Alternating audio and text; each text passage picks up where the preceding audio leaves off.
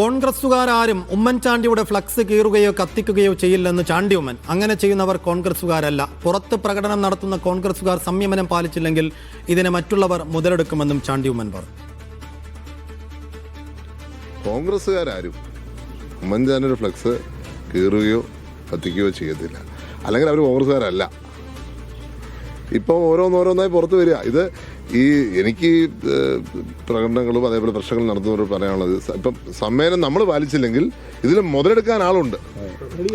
ഇത് മുതലെടുക്കാൻ ഞാൻ പറഞ്ഞില്ല, കഴിഞ്ഞ ദിവസം ഞാൻ ഫേസ്ബുക്ക് പോസ്റ്റ് നോക്കി, അത് വളരെ മോശമായ കമൻറ്റ് എൻ്റെ ഫാദിനെ പറ്റി.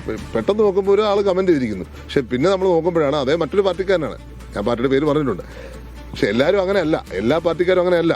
പക്ഷെ ചിലർ അതിന് അവസരം കിട്ടിയാൽ, കാരണം ഇത്ര വലിയ തോൽവിയിൽ ഇരിക്കുമ്പോൾ അവർക്ക് എന്തെങ്കിലും ആശ്വാസം കിട്ടട്ടെ, ഇത് അവർക്ക് റിലാക്സേഷൻ, ആ റിലാക്സേഷൻ അവർ ചെയ്യും. അതുകൊണ്ട് നമ്മൾ അവസരം കൊടുക്കണം.